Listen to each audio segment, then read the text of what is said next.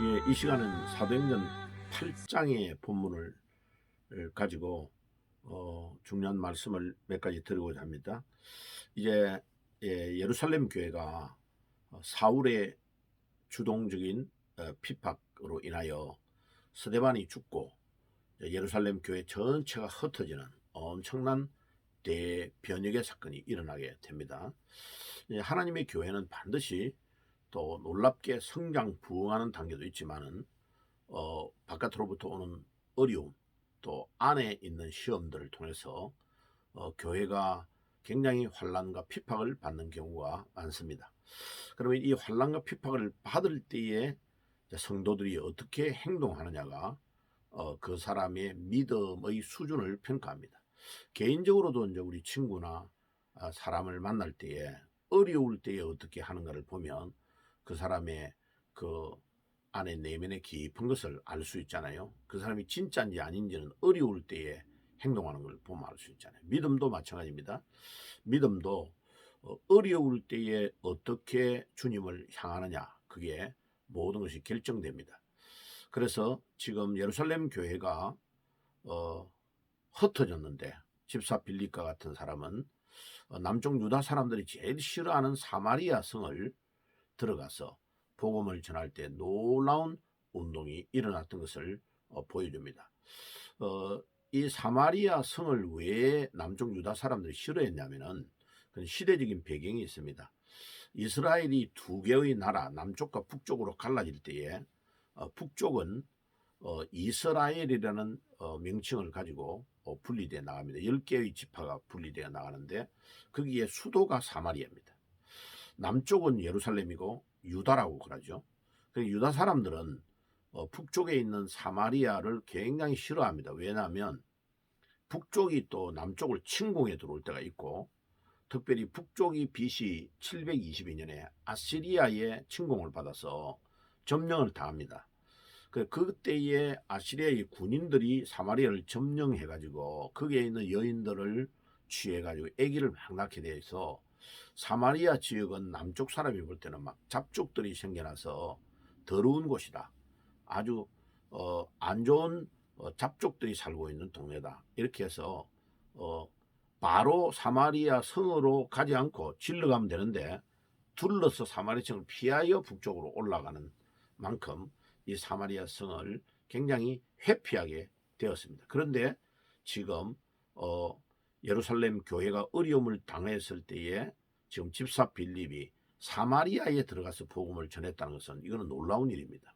굉장히 복음으로 변화가 되지 않으면 그런 마음을 가지고 들어갈 수가 없는데 그 사마리아 성에 들어가서 놀라운 복음 운동이 일어났습니다. 그런데 이런 주제, 이스라엘이 로마의 어려움을 당하고 있을 때에 로마가 불이 확 내려한 게 때 대화재 사건이 일어나잖아요. 그거를 배경으로 장편 소설을 폴란드 사람이 써가지고 노벨 문학상을 받은 사람이 있죠. 그 헨리크 시엔케비치라는 사람이 쓴 장편 소설을 영화로 만드는 것이 코바디스라는 영화입니다. 어디로 가십니까? 그러니까 그 영화의 장면에 베드로가 불타는 로마를 등지고 도망가고 막 있는데 맞은편에서 한 사람이 오는 거예요. 이분이 누굴까 하고 딱 봤는데 그분이 부활하신 예수님이요. 깜짝 놀래가지고 코바디스 도미네, 코바디스는 어디로 가십니까? 도미네는 주님 이런 뜻이죠. 그래서 영화가 엄청 유명한 영화입니다. 그래서 오늘도 우리 주님께서 우리에게 어디로 가느냐고 물으십니다. 어려울 때, 환난을 당할 때 우리가 예수 안 믿는 사람은 술 먹고 막 자기의 그거에 만취해가지고 그걸 잊어버리려고 노력하잖아요. 근데 우리는 어려움을 당할 때 우리 신자들은 주님께 더 가까이 나아가고 기도의 시간을 늘리고 또 주님 앞에 복음을 위해서 나아갈 때에 주께서 함께 하시는 놀라운 증거를 볼 수 있습니다. 그래서 이 집사 빌립이 이제 복음을 막 전할 때에 이 사마리아성에 놀라운 운동이 일어났습니다. 표적과 기사가 일어나고 사람들이 놀라운 변화 운동이 일어나는데, 그 중에 이 마술사 시몬이라는 사람이 이 집사 빌립이 들어가기 전에 이 사마리아 성에 얼마나 악한 영에 사로잡혀 있냐면, 이 마술사가 그 사마리아 성을 딱, 마술은 속이는 거 아니에요, 그죠? 그걸로 자기의 이름을 탁 드러내 가지고 사람들이 그를 존중하고 따라오도록 딱 만들어 놓은 그런 상황에 집사 빌립이 들어와서 복음을 전할 때에 놀라운 표적과 기사가 일어나니까 이 마술사 시몬이 집사 빌립에게 세례를 받습니다. 물 세례죠, 그죠? 그리고 이 소문이 예루살렘에 이제 전달이 돼가지고 예루살렘 성에 있는 베드로와 요한 사도가 방문을 해가지고 사마리아에, 거기에 있는 현지인들에게 안수할 때에 성령이 임한 겁니다. 그 성령이 임하는 걸 보고 이 마술사 이 사람은요, 이 돈벌이 하는 데에 굉장히 그 타고난 재능이 있는 거죠. 이때까지 마술을 해가지고 막 이 귀신의 능력으로 돈을 벌이 하던 이 사람이 돈을 턱 가지고 와서 나도 이 성령의 권능을 돈으로 사서 받게 해달라고. 그러면 내가 또 안수하면 막 사람들이 성령의 능력을 받게 될 거 아니냐고. 그러니까 베드로가 막 불같이 화를 내면서 혼을 냅니다죠. 이 성령의 권능을 돈으로 살려고 하는 자, 돈으로 망할 것이다고 막 하면서 막 베드로 혼을 내니까, 베드로가 그렇게 말하면 그대로 이제 시행이 되면서 이 사람 죽어버리니까 이 시몬이 눈치가 엄청 빨라요. 당신이 제발 그렇게 말하는 나를 위해 기도해주고 그런 일이 나에게 일어나지 않게 해달라고 합니다. 그러고 이제 베드로하고는 갔는데 거기에 죽었다는 말이 없는 걸 볼 때 이 사람은 빨리 마음을 돌이키고 그렇게 안 해야 되겠다고 좀 순수한 마음은 있는 것 같아요. 그래서 하나님의 성령의 능력은 돈으로 주고 살 수가 없다 하는 것을 우리가 분명히 알 수 있습니다. 그런데 8장 14절에서 17절에서 우리가 중요한 교훈을 얻을 수 있습니다. 집사 빌립이 표적을 행하고 기사가 막 일어나고 세례도 주고 놀라운 사역을 행했는데, 이게 안수하고 성령이 임하는 것은 집사 빌립이 하지 않고 먼 곳인 예루살렘에 있는 교회에 있는 사도들이 와가지고 안수할 때에 성령이 임했다 하는 것을 통해서, 하나님은 질서의 하나님이다. 이제 사도들이 해야 될 일이 있고 집사가 해야 될 일이 있다는 것을 분명히 보여줍니다. 그리고 영권도 차이가 있는 것을 알 수 있습니다. 베드로와 요한이 성령의 충만을 받았다 할 때는 외적인 충만이라는 단어입니다. 집사 빌립이 충만을 받은 것은 내적 충만입니다. 그러니까 이제 그 능력 면에도 차이가 많이 나는 것을 볼 수 있습니다.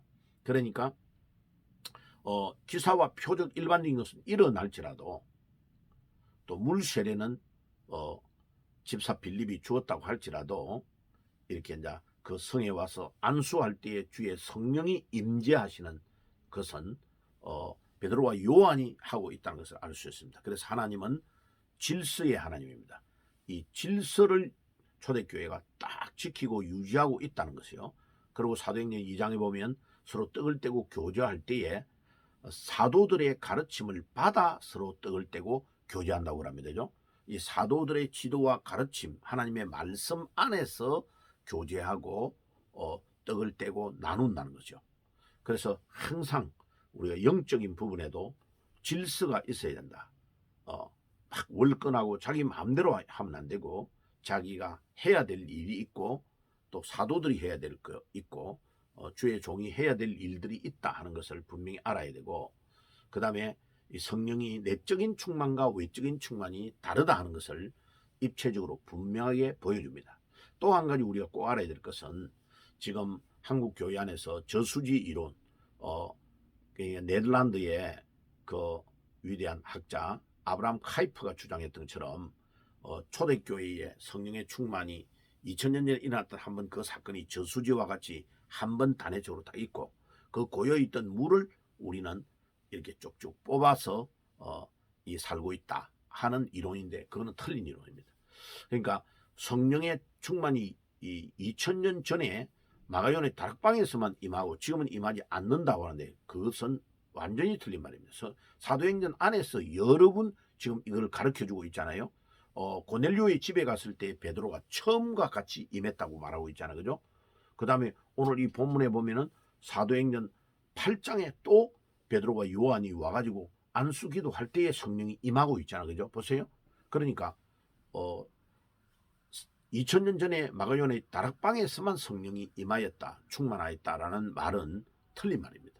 그 일들이 계속 반복하여 일어나고 있는 것을 볼 수 있습니다. 그런데 지금도 하나님의 성령의 임재를 우리가 경험할 수 있고, 하나님의 놀라우신 성령 충만의 사역을 전도하러 가보고 또 전 세계에 복음을 전하는 선교사님 통해서 놀라운 사역이 일어나고 있는데, 2000년 전에만 있고 지금은 일어나지 않는다고 하면 그거는 성령의 사역을 정확하게 이해하지 못하고 있는 것입니다.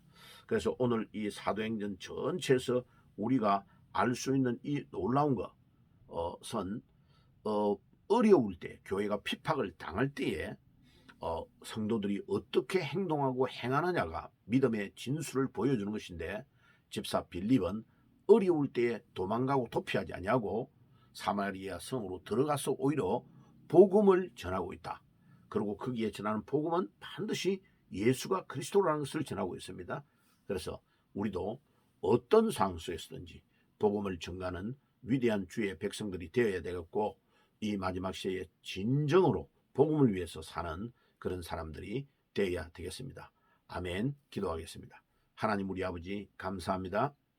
개인적으로도 어려울 때에 진짜 친구와 진짜가 나누어지는 것처럼, 우리가 교회가 어려울 때도 이 예루살렘 교회가 환난과 핍박을 당할 때에 흩어져 있는 자들이 가는 곳마다 복음을 전했습니다. 이 집사 빌립처럼 사마리아 성에 들어가서 아무도 좋게 여기지 않는 이 사마리아 성에 들어가서 그 영혼들을 사랑하고 예수 그리스도의 복음을 전할 때에 놀라운 복음 운동이 일어났습니다.